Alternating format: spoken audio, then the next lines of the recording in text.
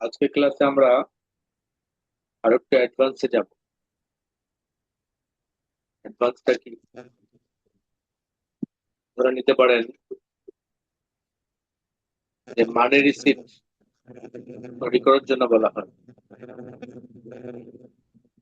মানি receipt তৈরি করার জন্য যে তৈরি বলা করা হয় সেটা আমরা কিভাবে তৈরি করব? ক্লাস ক্লাস করব ক্লাস ক্লাসে আছি ক্লাস। ঠিক আছে, ক্লাস শেষ করে ফোন দেব।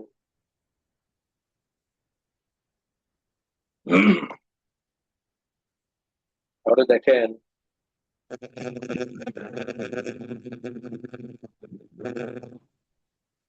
আমরা যে মানি রিসিপ্ট গুলো আমাদের ক্যাশ মেমো গুলো ভেজা, আমরা যে আমাদের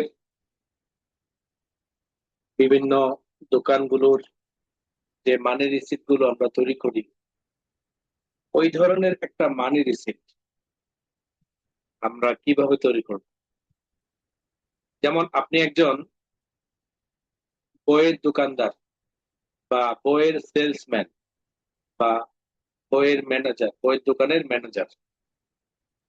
আপনার কাছে বইয়ের জন্য আসলো কেউ, ধরে নেন আপনি পাইকারি দোকান।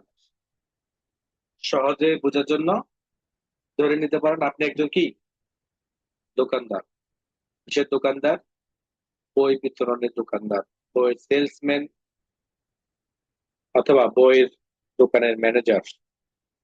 আপনার কাছে কোনো ক্লায়েন্ট যখন বইয়ের জন্য আসবে, তখন আপনি স্বাভাবিকভাবে তাকে জিজ্ঞেস করবেন কি লাগবে, কয়টা লাগবে, তাই না?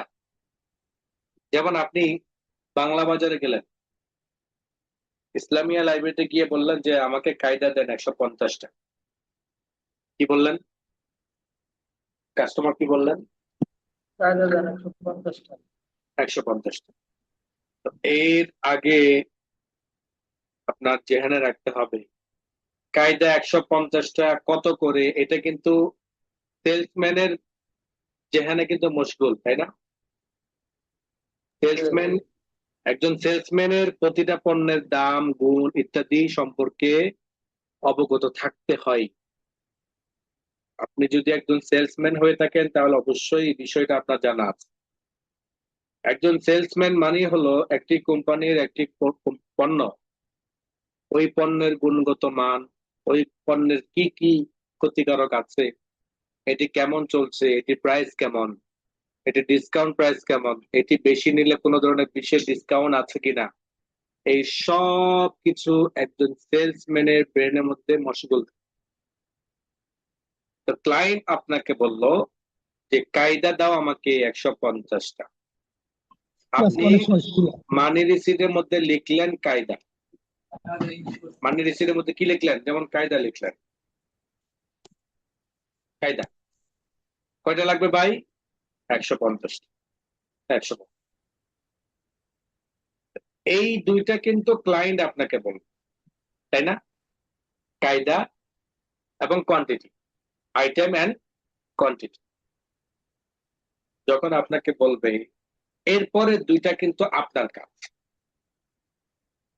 এরপরে দুইটা কার কাজ বলেন? আমাদের কাজ। এরপরে দুইটা হলো আপনার কাজ। কি আপনার কাজ? যে মালটা কত করে প্রাইস এবং 150 পিসের দাম কত টাকা আসে, এটা বের করার দায়িত্ব কার? আমাদের। আপনাদের। তাহলে কিভাবে বের করবেন? প্রথমত হলো, এইটা তো এক্সেলের কাজ। গুণফল বের করে দেওয়া কার কাজ? এক্সেলের কাজ। এক্সেলের কাজ।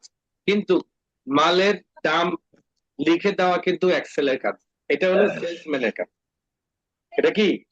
সেলসম্যান। সেলসম্যান কাজ। যেমন কায়দা হলো 7 টাকা 10 পয়সা। যেমন কি এটা হলো 7 টাকা 10 পয়সা। এরপরে আমপারা নিল ধরেন 15 টাকা 75 পয়সা। পেন্সিল নিল 6 টাকা 75 পয়সা। তারপরে কলম নিল, পেন নিল 4 টাকা 12 পয়সা। এরেজার মোছনি নিল 3 টাকা 10 পয়সা। আবার কায়দা নিল, অন্য কোম্পানির কায়দা নিল, সেটা নিল ধরেন 10 টাকা। আমপারা নিল 25 টাকা। পেন্সিল নিল 8 টাকা 50 পয়সা। পেন নিল 4 টাকা 10 পয়সা। এরেজার নিল 4 টাকা। আপনি প্রত্যেকটা পণ্যের প্রাইসটা আপনি এখানে লিখে দিবেন প্রাইসের ঘরে। তাহলে আইটেম, কোয়ান্টিটি, প্রাইস, দেন টাকা। একটা মানি রিসিটের মধ্যে কিন্তু এই 4টা থাকে। একটা মানি রিসিটের মধ্যে কয়টা পয়েন্ট থাকে, কয়টা শিরোনাম থাকে? 4টা শিরোনাম থাকে। অনেক অনেক মানি রিসিটের মধ্যে আরেকটা ইয়া থাকে, সেটা হলো সিরিয়াল। সেটা কি সিরিয়াল, তাই না? মানে কয়টা আইটেম নিয়েছে এটা দেখার জন্য সিরিয়ালটা লাগাই। আপনি চাইলে এখানে লিখতে পারেন এসএল নাম্বার। বাম পাশে একটা কলাম বানানো দরকার। কি বানানো দরকার? কলম বানানো দরকার। তাহলে আপনি এটার উপর রাইট বাটন ক্লিক করেন, ইনসার্টে ক্লিক করেন, এরপর ইন্টার কলাম ক্লিক করলে বাম পাশে অটোমেটিক ভাবে একটা কলাম তৈরি হয়ে যায়। আপনি এখানে লিখবেন এসএল দিয়ে কি বোঝায়? এসএল দিয়ে কি বোঝায় বলেন? সিরিয়াল। সিরিয়াল, এসএল দিয়ে কি বোঝায়? Serial number. সিরিয়াল বোঝায়। তাহলে আপনি এখানে নাম্বার লাগাই দিলেন 1, 2। এভাবে প্রত্যেকটার মধ্যে কি করবেন বলেন? প্রত্যেকটার মধ্যে নাম্বার লিখে দিবেন। এক্সেলের মধ্যে আপনাকে এটা করা লাগবে না। এক্সেলের মধ্যে আপনাকে কি করা লাগবে না? প্রত্যেকটা ঘরের মধ্যে নাম্বার লেখা লাগবে না। 1 আর 2 লিখলে এরপরে যে নিচে একটা ডট ডট বাটন দেখতে পাচ্ছেন, দেখতে পাচ্ছেন এই যে কোন একটা ডট বাটন, ওই পয়েন্টে ধরে সোজা নিচের দিকে টান দিলে অটোমেটিক 1 2 3 4 5 6 7 8 9 10 অটোমেটিক ভাবে নাম্বার ক্রিয়েট হয়ে যাবে, অটোমেটিক ভাবে নাম্বার বসে যাবে। কথা ক্লিয়ার? এখন যদি আপনি এখানে 1 লাগান আর সেই ওই পয়েন্টটা দিয়ে ধরে যদি টান দেন, তাহলে কিন্তু সবগুলোর মধ্যে 1 হবে। সবগুলোর মধ্যে কি 1 হবে। কারণ এক্সেল কিন্তু এটা বুঝে নাই আপনি যে এটা সিরিয়াল নাম্বার দিচ্ছেন। এক্সেল এটা বুঝে নাই। এক্সেল কখন বুঝে জানেন? যখন আপনি 1 লিখবেন, পরে ঘরে 2 লিখবেন, এরপরে দুটা ঘরকে সিলেক্ট করার পর টান দিবেন, তখন এক্সেল বুঝে আরে আমাকে তো বলছো যে সিরিয়াল লেখার জন্য। তখন এক্সেল কি করে? সিরিয়াল টেনে দেয়। শুধুমাত্র প্রথম 1 ধরে যদি আপনি নিচের দিকে টান দেন, আপনার মনের খবর তার এক্সেল জানে না, জানে? না, এমনও তো হইতে পারে এটা এসএল নাম্বার না হইয়া এটা কোয়ান্টিটি হইতে পারে। এর জন্য আপনি 1 ধরে যখন টান দিবেন, সব ঘরের মধ্যে এক এক এক করে হবে। এমন হইতে পারে যে আমার একটা একটা কায়দা, একটা আমপারা, তাই না? এই জন্য এক্সেল কোন ভাষাটা বুঝে, এক্সেল কোন ভাষাটা বুঝে ওই ভাষায় কথা বলতে। এটাকে বলে এটাকে বলে যে টেকনিক বুঝে কাজ করা, অবস্থা বুঝে ব্যবস্থা নেওয়া। বুঝেন নাই? অনেকে আছে না কথা, অনেকে আছে দেখবেন যে অনেক উঁচু মানের শিক্ষিত মানুষ, বাট কথার ইয়ে নাই, মানে সে কথা দিয়ে মানুষকে আটকাইতে পারে না। আবার অনেক মূর্খ মানুষ দেখবেন যে হয়তো মেট্রিক পাসটা কোনো মতো করছে, এরপরে গিয়ে দেখবেন যে ওই বিবিএ এমবিএ পাশের লোকটাকে কথা দিয়ে এমন ভাবে কথা দিয়ে আটকায়, বিবিএ এমবিএ সে এমনকি অ্যাডভোকেট পর্যন্ত সে আটকা দেয়। এটা কি জন্য? তার কথার যে ধাঁচ, তার কথার যে পাওয়ার বা কথার যে ইয়া, সেটা তার অভ্যস্ত হয়ে গেছে। ঠিক এটা তার ভাষায় তাকে কথা বলতে হবে। এক্সেলের ভাষা কখন বুঝে? যখন আপনি একাধিক ঘরটাকে মার্ক করবেন, তখন এক্সেল বুঝে যে আমাকে সিরিয়াল করার জন্য বলা হচ্ছে। শুধুমাত্র 1 লিখে যদি নিচের দিকে টান দেন, তখন এক্সেল বুঝবে না এটা যে আপনি 1 2 3 লিখতে বলছেন। কথা ক্লিয়ার? জি স্যার। এবার আসেন হলো টাকা। কায়দা 150টা নিয়েছে কত করে? 60 টাকা 1 পয়সা করে। 60 টাকা 10 পয়সা করে। 60 টাকা 10 পয়সা। 10 পয়সা করে। 60 টাকা 10 পয়সা 1 পয়সা না। এক যদি হয় তাহলে কিন্তু এখানে আসবে এমন, বুঝে আসছে? জি স্যার, জি জি। আর যার আগে শূন্য আসে নাই তার মানে কি এটা 10 10। পয়সা। এর 10 করে যদি আমরা এটাকে টানতে চাই তাহলে আমাদের কি করতে হবে? স্বাভাবিকভাবে আপনি 150 পিস 60 টাকা 10 পয়সা করে কি করবেন? যোগ করবেন। কি করবেন? গুণ করার গুণ করতে হবে স্যার। যোগ করতে হবে। কথা বুঝতে পারছেন? গুণ করতে হবে। হ্যাঁ, গুণ করা লাগবে। গুণ না যোগ? আমরা তো এখানে যোগফল টানবো, এখানে টাকা লেখছে না। যে কি করতে হবে এখানে? গুণ করতে হবে স্যার। হইলো? আমি আপনাকে বললাম একটা কথা, আর আপনি যে বলেন যে না, আপনার কথার মধ্যে আপনি স্ট্রং থাকেন, হবে? বলেন। আমি বললাম এখানে যে তো আমার আছে এখানে এক টাকা, তা এক আমার টাকার টাকাতে ক্ষেত্রে আমাকে এটা তো যোগ করতে হবে এখানে, যেটা আমার এক যোগফল টাকাতে দরকার। স্যার, এক টাকাতে তো দেওয়া আছে। হ্যাঁ, এক টাকাতে দাম, এক টাকাতে দাম তো দেওয়া আছে। এখানে টাকার দাম দেওয়া। 60 টাকা 10 পয়সা, এটা তো এক টাকাতে দাম। বাকিরা কি করতেছেন? মানে বাকিরা কি করতেছেন যে, মানে একজনে ফল কেটে দিবে, বাকিরা খাবার নেন। আমি যে আপনাদেরকে আটকাচ্ছি, একটা লোককে যে আটকাচ্ছি, বাকিরা তো হয়তো লোকের পক্ষ থাকবেন, নাহলে আমার পক্ষ থাকবেন, কোনো একটা পক্ষ তো নেবেন। তাইলেন কেন? 150 প্রতি পিসের দাম 60 টাকা 10 পয়সা, তাহলে এটা গুণ করতে হবে স্যার। কেন যোগ করতে হবে? আমি তো বলতেছি এখানে যোগ করার জন্য, আপনি না গুণফল স্যার, টানলে হবে না। যে এটা এখানে এক টাকাতে দাম দেওয়া আছে, এর জন্য আমরা গুণ একশো হবে স্যার। পঞ্চাশ টাকাতে দাম বাইর করতে হলে গুণ করতে হবে স্যার। শিওর? জি জি জি sure। সবাই? গুণ গুণ করতে হবে। গুড। তাহলে আমি গুণটা করব কিভাবে সেটা আমাকে শিখাই দেন। প্রথমে সমান ইকুয়াল, তারপরে হবে C2 ফার্স্ট ব্র্যাকেট কি স্যার, কোলন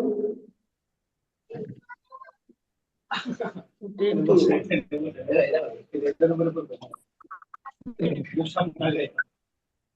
তারপরে আচ্ছা, এই যে দেখেন, এখানের মধ্যে আমি কিন্তু এটা আপনাদেরকে শিখাই নাই এখনো। আপনাদেরকে শিখাইছিলাম? শিখাই নাই। কিন্তু গতকালের আদলে আপনারা একটা অনুমান করেছেন যে আমাদের হিসাবটা হয়তো অমুক ঘর, তাই না? তার আদলে আপনারা কি করেছেন? এটাকে তৈরি করেছেন। আমি কিন্তু আপনাদেরকে আগে শিখিয়ে তারপর জিজ্ঞেস করা দরকার ছিল, কিন্তু আমি আগে শিখিয়ে আগে না বলে আপনাদেরকে জিজ্ঞেস করার কাজ হলো। আপনারা কতটুকু বুঝতে পেরেছেন এটা আমাকে স্যার, বুঝা। দেখেন, সুন্দর একটা পয়েন্ট এটা, যে যেহেতু আমরা গুণ করব, আর প্রতিটা ফলাফলের জন্য প্রথম শর্তই হলো ইকুয়ালসি লাগানো। এটা হলো প্রথম শর্ত। আপনি যাই করেন, যোগ করেন, ভাগ করেন, গুণ করেন, তারপরে আপনি মাইনাস করেন, যেটাই করেন, প্রধান শর্ত কি? ইকুয়াল দিতে হবে স্যার, ইকুয়ালসি প্রথমে দিতে হবে, সমান সমান দিতে হবে। দিতে হবে। এরপরে গিয়ে আপনি কি করবেন? যেহেতু আপনি কায়দার ঘরও না, এসএল এর নাম্বারও না, আপনার করতে হবে কোয়ান্টিটির ঘর এবং প্রাইসের ঘর। আমি করতে চাই 150-এর সাথে গুণন 60 টাকা 10 পয়সা করে।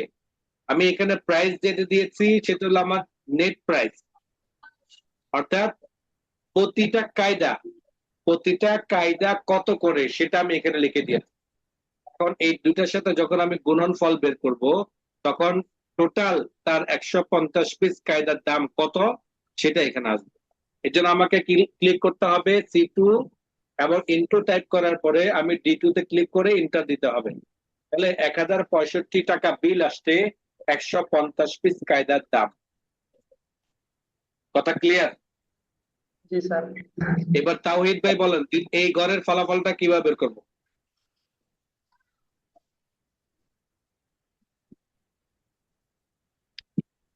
নাই, ইউটেক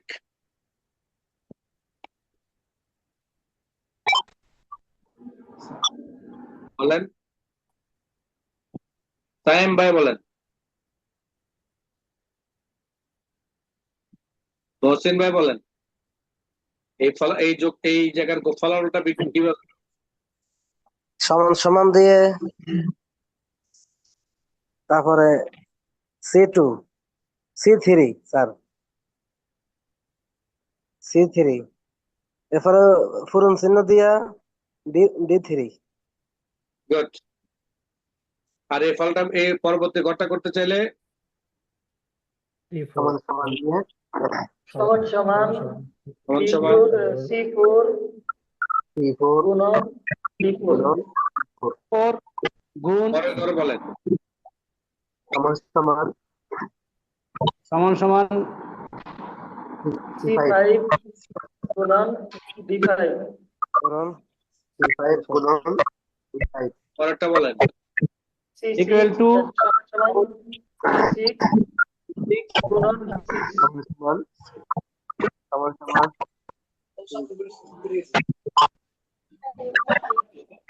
তারপর বলেন। পূরণ সমান সমান D7 গুণন D7 7 গুণ সমান CD সমান সমান D8 C8 পূরণ D8 গুণন D8 সমান সমান D9 C9 গুণ D9 পূরণ D9 সমান সমান সমান সমান D10 গুণন D10 D পূরণ D10 সমান সমান C11 গুণন D11 Good. তার মানে হলো প্রত্যেকটা ঘরের ফলাফলটা কিভাবে বের করতে হয়, গুণফলটা বের করতে হয়, এটা সবাই ক্লিয়ার হয়ে গেছে, তাই না? জি স্যার আচ্ছা, আমি সবগুলো কেটে দিলাম। এবার আমি টাইপ করলাম সমান সমান C2 ইন্টু D2 ইন্টার, তাহলে 150 পিস 60 টাকা 10 পয়সা করে 1065 টাকা তার কায়দার বিল আসছে, এটা আমরা নিশ্চিত হলাম।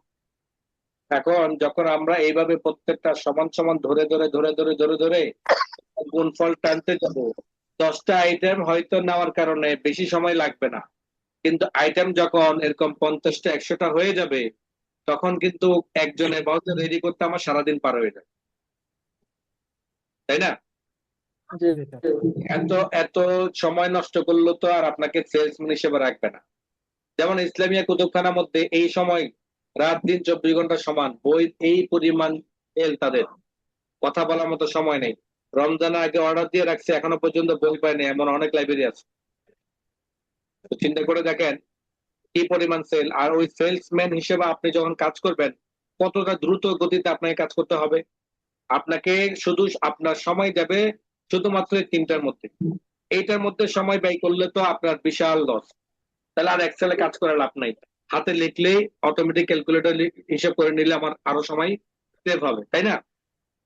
এই জায়গাতে আপনি যেই এক্সেলের যেই গুণটা বা এক্সেলের যে ফলাফলটা বা এক্সেল থেকে আপনি যেই ভালো দিকটা দেখতে পান, এক্সেল থেকে ভালো কাজটা আপনি যেটা পেতে চান বা আপনি যেটা তার থেকে আশাবাদী ছিলেন, সেটাই হলো যে এই একটা সূত্র যদি আপনি সঠিকভাবে প্রয়োগ করে এরপর আপনি ম্যাজিক টুল দিয়ে যদি পুরোটাকে ড্র্যাগ করেন, অটোমেটিক ভাবে প্রত্যেকটার ফলাফল বের হয়ে যাবে। আর সেই ম্যাজিক টুলটা মূলত হলো প্রতিটা সেল পয়েন্ট, প্রতিটা সেলের মধ্যে যখন ক্লিক করি তখন দেখেন নিচে একটা ডট বাটন থাকে, দেখেছেন এই জায়গায়? জি সবাই খেয়াল করেন, এই জায়গার মধ্যে প্রত্যেকটা ডান কোণার নিচে। ক্লিক করবেন, ওই সেলের নিচের দিকে দেখবেন যে এই কোণার দিকে একটা ডট বাটন পাবেন ব্ল্যাক কালার, একটা ফুল স্টেপের মতো। ঠিক আমি যখন এই ফুল স্টেপটাকে মাউসটাকে নিয়ে যাব, তখন মাউসের আকৃতিটা ব্ল্যাক প্লাস হয়ে যাবে। দেখেন আমার মাউসের আকৃতি বর্তমানে কিন্তু হোয়াইট প্লাস, আর যখন ঠিক ওই কোণার মধ্যে নিয়ে যাব তখন কিন্তু ব্ল্যাক প্লাস হয়ে গেছে। যখন ব্ল্যাক প্লাস হবে তখন ক্লিক করে ধরে সোজা নিচের দিকে টান দিলে একটা ঘরের ফলাফল কিন্তু চলে আসবে। সঙ্গে শাখায় কথা বুঝাইতে পারলাম? সঙ্গে শাখায় আর কি আবেদন জি করতে স্যার। হবে সঙ্গে শাখায় আবেদন করতে হবে কেটে দিলাম, আবারও লিখলাম সমান সমান C2 ইন্টু D2 ইন্টার, ওইখানে আর কি কথা বলছিলাম দেওয়ার পরে একজনের সাথে, ফলাফল দেওয়ার পরে ঠিক ওই পয়েন্টটাকে ধরে সোজা নিচে টান দিলে কথা বলেন মিটন। ভাই আপনি একটু মিট হয়ে যান। কোন ভাই কথা বলতেছেন? এখন দেখেন প্রত্যেকটা ঘরের ফলাফল কিন্তু চলে আসছে এবং এই জায়গার মধ্যে টোটাল ঘর এটা তো হলো প্রতিটা পণ্য কত টাকা সেটা বের করলেন, আর তার টোটাল বিল পে করতে হবে কত টাকা সেটা বিল করতে হবে না? কি বলেন? আপনি ঠিক আছে একটা পণ্য, আপনি যখন একটা পণ্য তাকে কত টাকা আসছে সেভাবে বললেন, প্রতিটার জন্য তো সে আলাদা আলাদা পেমেন্ট দিবে না, আপনাকে পেমেন্ট দিবে একসাথে যে ভাই আমার টোটাল বিল কত আসছে, তাই না? এই টোটাল জি, টানতে হলে আমাকে এখানে কি করতে হবে? আমরা যোগফল কয়ভাবে টানতে পারি? 4 ভাবে, 4 ভাবে। কয়ভাবে? 4 ভাবে। একটা হলো B2 C2 D2 E2 এভাবে, তাই না? অথবা জি, E3 E4 E5 E6 E7 E8 এভাবে। আরেকটা হলো আমার ক্লিক প্লাস, অর্থাৎ 1065টাকে আমি সমান সমান দিলাম, 1065 থেকে ক্লিক করলাম, কিবোর্ড থেকে প্লাস, এভাবে একবার ক্লিক করব আর কিবোর্ড থেকে প্লাস দিব, এটাকে ক্লিক প্লাস বলে। এটা কি বলে? Click plus. এবার enter দিলে ফলাফলটা বের হয়ে গেল, এটা হলো ক্লিক প্লাস। আরেকটা হলো সমান সমান লিখিয়ে আমরা লিখলাম E2 plus E3 plus E4 plus, এভাবে। এটা হলো মেনশন করে করা, মানে লিখে লিখে দেওয়া। আর তৃতীয় নাম্বার পয়েন্ট হলো সাম, সমান সমান দিয়ে কি দিতে হবে? সাম সাত। লিখে ফার্স্ট ব্রেকেট দিতে হবে। এরপর প্রথম ঘরটা ক্লিক করব অথবা লিখে দিব, এরপর একটা ক্লোন দিব, তারপর শেষ ঘরটাকে ক্লিক করব, এবার একটা ফার্স্ট ব্রেকেট ক্লোজ করে দিব। মানে সাম লেখার পরে আমরা যা করতে চাই সেটা হবে ব্র্যাকেটের ভিতরে। খেয়াল করেন, সাম লেখার পরে এরপরে যা কিছু করব সেটা ব্র্যাকেটের ভিতরে। আমরা যে এই জায়গার মধ্যে গুণফলটা বের করলাম, এটার সাথে এটা সমান সমান দেওয়ার পরে ব্র্যাকেট C2 × D2, বিষয়টা কিন্তু এমন না। বুঝতে পারছেন? এখানে ডিরেক্ট আসবে। আর এই জায়গার মধ্যে যেহেতু আমি একটা সূত্র নাম লিখেছি, এর জন্য আমাকে কাজটা ব্র্যাকেটের ভিতরে কমপ্লিট করতে হবে। তাহলে আমি 3 নম্বর পদ্ধতি ব্যবহার করেছি। আরো দ্রুত গতিতে যদি আমি আমার যোগফলটা বের করতে চাই তাহলে আমাকে কি করতে হবে? অটোসাম। অটোসামে ডাবল ক্লিক, অটোসামে ডাবল ক্লিক। ডাবল ক্লিক, অটোসামে ডাবল ক্লিক করলে আমার ফলাফলটা চলে আসবে। কথা ক্লিয়ার? জি স্যার। তাহলে বিল আসছে কত? 10,143 টাকা। 10,143 টাকা এই লোকের বিল আসছে। কথা ক্লিয়ার? জি, কলাম কিভাবে বাড়ানো হয় এটা বুঝতে পেরেছেন? কলাম কিভাবে বাড়ানো হয়? এই কলামের বামে, যেই কলামের বামে কলাম বাড়াবো, যেই কলামের বামে কলাম বাড়াবো, ওই কলামের মধ্যে রাইট বাটন ক্লিক করব। ওই কলামের যে কোনো সেলের মধ্যে দিলে হবে। এই কলামের মধ্যেই আছে, বি কলামের মধ্যে নাই কিন্তু। কোন কলামে আছে? এই কলম। এই কলামে। কেন? আমি এই কলামের বামে একটা বাড়াতে চাই। যদি বলি যে আমি বি কলামের বামে বাড়াতে চাই তাহলে আমি বি কলামে ক্লিক করব, দেন রাইট বাটন ক্লিক করে চলে যাব ইনসার্ট। ইনসার্টে যাওয়ার পরে আমরা যখন ইন্টার কলাম ক্লিক করব, দেন ওকে বাটন প্রেস করব, তখন ঠিক বিটা বামে চলে আসবে কলাম, সেটা হয়ে যাবে বি। আর তখন কি হয়ে যাবে? বিটা হয়ে যাবে কি? সি। তখন বিটা হয়ে যাবে কি? সি। আমি এই দেখেন আবার খেয়াল করেন, আমি কিন্তু বর্তমানে বি কলাম আছে না, আমার আমপারাটা কিসের মধ্যে লেখা আছে? কলামে। বি কলম। কোথায়? বি কলামে। এখন দেখেন বি কলামের মধ্যে লেখা আছে। আর যখন আমি একটা কলাম তৈরি করলাম তখন আমপারাটা সি কলামে চলে যাবে এবং বি কলামের মধ্যে একটা নতুন একটা কলাম তৈরি হবে, যেটার নাম কি থাকবে? B column. কারণ এখানে কলামের নামটা চেঞ্জ হবে না। আপনি ডাইনে ভাবে যেটাই বাড়ান না কেন অটোমেটিক ভাবে সেই নাম ওই জায়গাটা, ওই কলামের নামটা ওইটি দখল করবে নতুন ঘরটা। কথা ক্লিয়ার? কলাম বাড়ানোর পদ্ধতি বুঝতে পেরেছেন তো? কলাম যদি ডান বাড়ানো, পাশে বাড়ান স্যার, ডান পাশে বাড়ালে। যদি ডান বাম ইত্যাদিতে বাড়াইতে চান তাহলে পদ্ধতি ভিন্ন। তাহলে পদ্ধতি ভিন্ন। মূলত হলো এখানে এক্সেলের মধ্যে আপনাকে অপ্রয়োজনীয় এক্সেলের মধ্যে অপ্রয়োজনীয় কমান্ড গুলোকে মাইনাস করছে। মাইক্রোসফট ওয়ার্ডের মধ্যে দেখেছেন আপনারা কলাম উপরে নিচে ডানে বামে 4টা কমান্ড ছিল, তাই না? জি কয়টা কমান্ড ছিল? 4টা কমান্ড ছিল।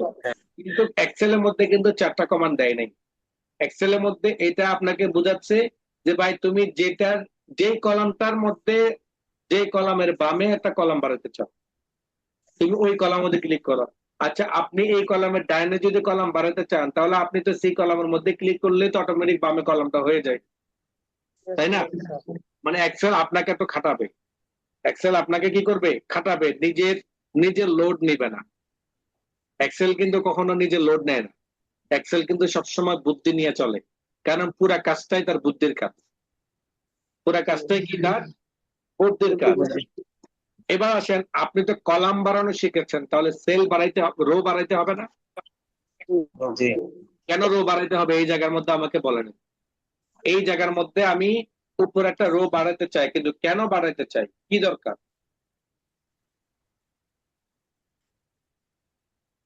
অনেক সময় নাম, দোকানের নাম বা বিভিন্ন অ্যাড্রেস বা মোবাইল নাম্বার থাকে। গুড, কিছুটা বুঝতে পেরেছেন। এই ঘরটা একটা একটা বিল, এটা কিন্তু একটা বিল, তাই না?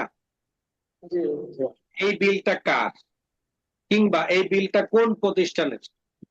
মানে কোন একটা লাইব্রেরিতে এই বিল, অথবা কোনো একজনের তো।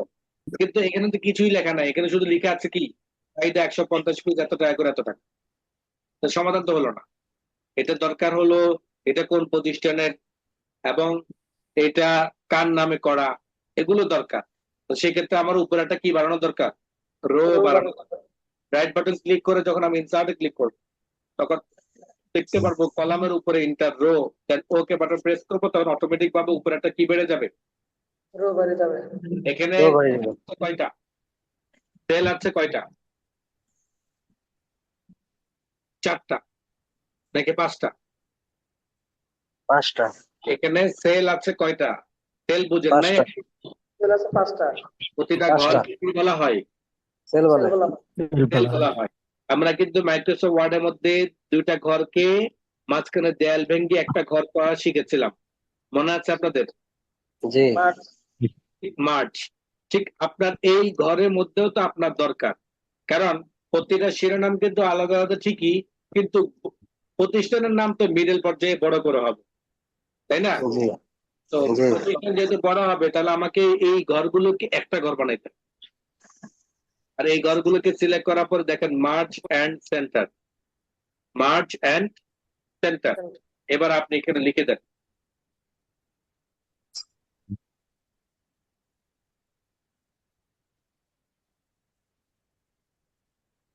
আপনার কার্সর পয়েন্টকে যদি নিচের লাইনে নামাইতে চাই, মানে আমি এই ঘরের মধ্যে কার্সরটাকে নিচে নামাবো, আরো কিছু লেখা আছে, তাহলে আমাকে কি করতে হবে বলেন? নিচে arrow button।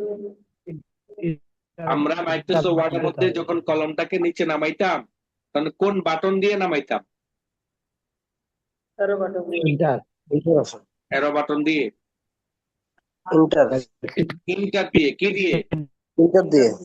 কিন্তু এক্সেলের ক্ষেত্রে শুধু ইন্টার ইন্টার দিলে দিয়ে এটা পরবর্তী সেলের মধ্যে কলমটা চলে যাবে, পরবর্তী সেল মানে পরবর্তী ঘরে চলে যাবে।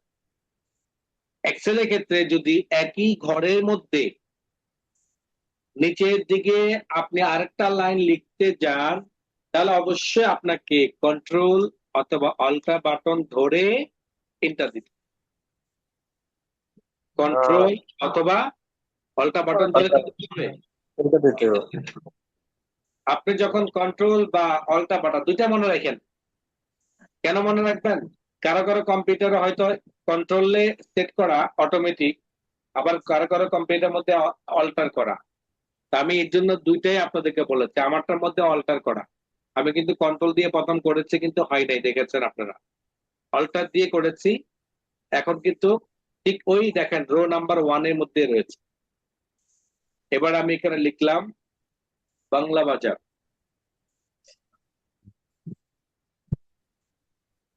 আবার অল্টার ইন্টার দিলাম, কাস্টমার নেম,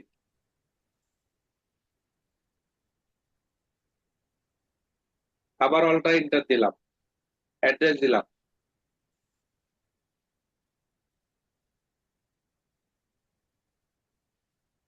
ওকে, এরপর আমরা যদি চাই এখানে ডেট দিতে, ডেটও দিতে পারবো।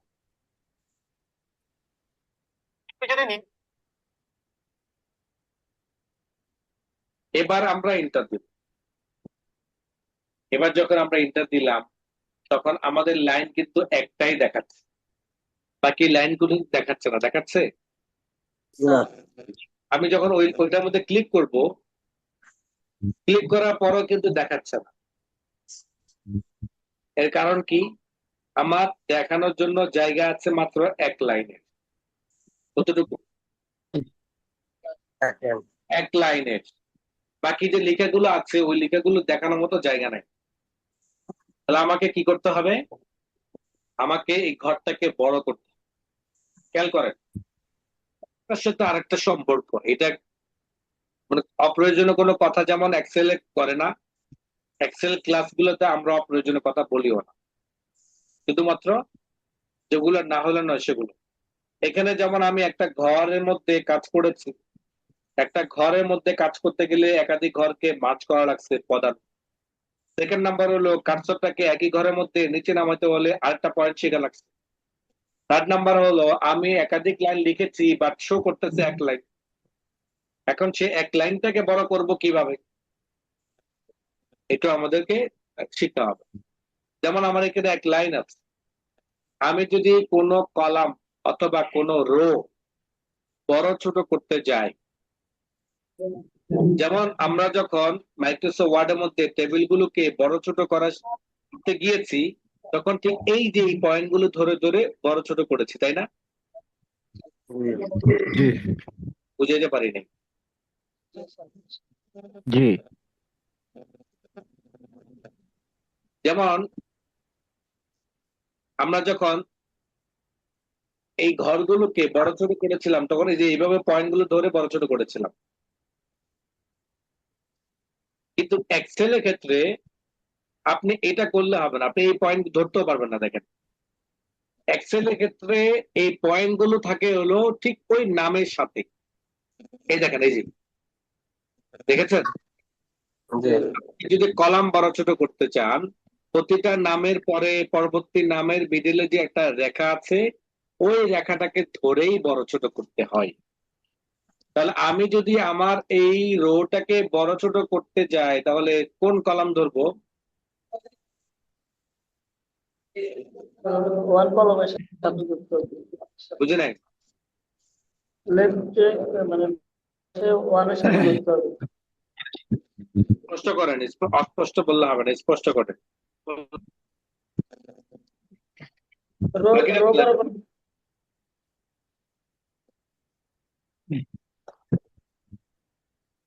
স্যার, আমার রো কথা বুঝেন বরাবর নাই?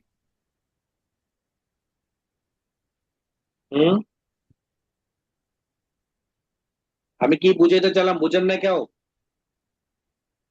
আমি আমার এই রোটাকে বড় করতে চাই, তাহলে আমাকে কোন কলামটা ধরতে হবে বড় করার জন্য?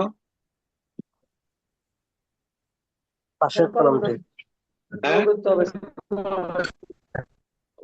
টান দিতে হবে নিচে। নিচের কলমটি স্যার। হ্যাঁ, কলামের নাম বলেন। এই কলম। নিচের কোনার দিকে টান দিতে হবে।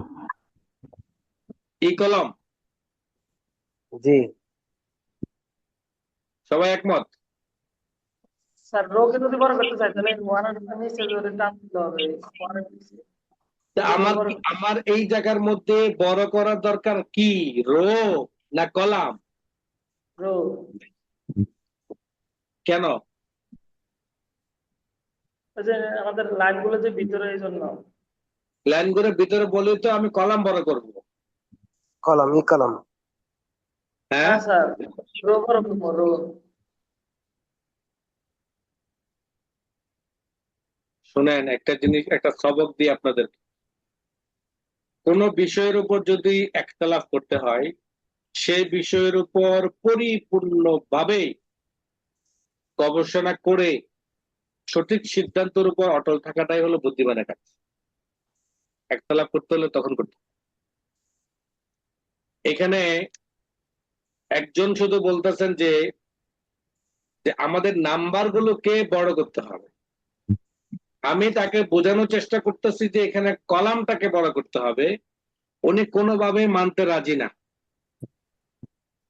আপনাদের মধ্য থেকে কারো অন্য মানে কোনো পক্ষপাতিত্ব দেখি না, হয়তো আমার পক্ষে যেতে হবে নাহলে তার পক্ষে যেতে হবে।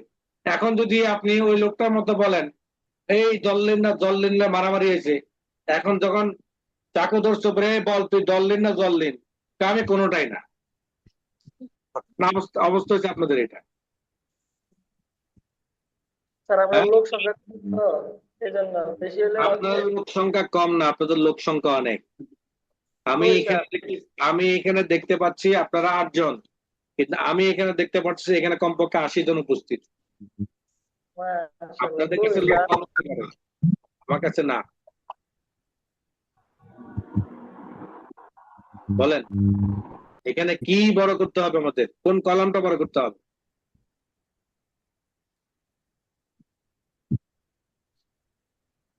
রো বড় করতে হবে। কেন রোটা বড় করতে হবে কেন সেটা জিজ্ঞেস করতেছি। মানে আপনি তো একটা জিনিস বুঝে বলেছেন যে রোটা বড় করতে হবে, মানে রোটা বড় করবোটা কেন? স্যার এদের উত্তরটা আপনি দিয়ে দেন, আমরা গবেষণা নাই আপনাদের কাছে। না, এই সাধারণ জ্ঞান এগুলো, মানে এত তাড়াতাড়ি হার মানলে তো হবে না। আমি আপনাদেরকে প্রথম দিনে বলেছি যে এক্সেলে আমি শুধু আপনাকে প্রশ্ন করব আপনাদেরকে আটকানোর জন্য,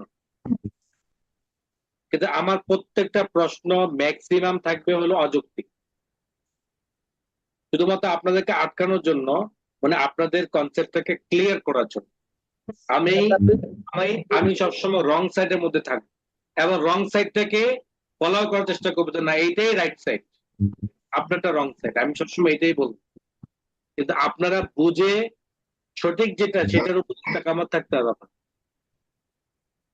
এখানে যেহেতু আমাদের লাইন আছে কয়টা, 4টা, আমার যেই পরিমাণ আমার লেখা আছে কলাম কিন্তু ওভার করে নাই। কলামের জায়গা ওভার করেছে বলেন? হ্যাঁ, যেমন আমি আরো আরো লেখা দিই এখানে, আরো কিছু লেখাটাকে কপি করি। যেমন এই যে জায়গাটা, এই জায়গাটাকে ওভার করে এদিকে চলে আসছিল, জি না। আসে নাই। যেহেতু এই জায়গার মধ্যে আসে নাই, যেহেতু এই জায়গার মধ্যে আসে নাই, আমার কলম বড় করার দরকারও নাই। আমার এই জায়গার মধ্যে রো বড় দরকার, কারণ হলো আমার নিচের দিকে 4টা লাইন আছে, কিন্তু আমার 1 লাইন পরিমাণ জায়গা থাকার কারণে বাকি লাইনগুলো দেখায় না। তো আমাকে কলাম 1000 বড় করলেও আমার ওই লাইন দেখাবে না, যত বড় করি না কেন কোনোভাবে আমার ওই লাইনগুলো দেখাবে না। ওই লাইন দেখাইতে হলে রো বড় করতে হবে। এই রো ধরে ঠিক ওই 4 লাইন 5 লাইন পরিমাণ যতটুকু আপনার দরকার ততটুকু আপনি বড় করেন। এটা কি শেখানোর বিষয় আছে বলেন? এটা তো একটা বুদ্ধির খেলা, যে আমার লাইন তো নিচের দিকে, আমার লাইন কোন দিকে? নিচের দিকে। লাইনটা নিচের দিকে ছিল না? আমি তো আপনাদেরকে প্রথম বলেছিলাম যে আমি একটা রোর মধ্যে নিচের দিকে যেহেতু লাইন বাড়াতে চাই তাহলে আমাকে অল্টারিংটা ধরে ধরে নামতে হবে। তো যেহেতু আমার লাইন বেড়েছে এখানে, কিন্তু লাইন শো করতেছে একটা, বাকি 3 লাইনই শো করতেছে না, তার মানে আমার এখানে লাইন মানে রো, সহজ কথা তাই না? লাইন মানে রো, রোটাই যেহেতু শো করতেছে না তাহলে আমাকে রোটা শো করাইতে হবে। রো শো করানোর জন্য রোটাকে বড়, এবার আবার ডাবল ক্লিক করলাম, আমার এই শিরোনাম লেখাটাকে বড় বড় করার জন্য সিলেক্ট করলাম, এটাকে আমি বড় করে নিলাম, একটু বোল্ড করে নিলাম, যেহেতু এটা কি দোকানের নাম। যখন বড় করলাম তখন লেখাটা আবার ভিতরে ঢুকে গেছে না? জি। ঢুকে গেছে। তাহলে আমি এটাকে বড় করতে চাই, কতটুকু পরিমাণ বড় করতে চাই, টান দিলে বড় করলে এটা বড় হয়ে গেছে বেশি, আবার ছোট করতে হয় আমাদের, তাই না? এইভাবে যদি না করে আমরা ডাবল ক্লিক করি ঠিক এই রেখার মধ্যে, ঠিক যতটুকু পরিমাণ কন্টেন্ট আছে, কন্টেন্ট মানে কি লেখা, যতটুকু পরিমাণ লেখা আছে ঠিক ততটুকু পরিমাণ বড় হোক, এটা করার জন্য আমাকে ওই যে যেটা দিয়ে বড় ছোট করে ওটার মধ্যে ডাবল ক্লিক করতে হবে। যখন আমরা ডাবল ক্লিক করব সেখানে আমাদের ওই সাইজ মতো আসবে।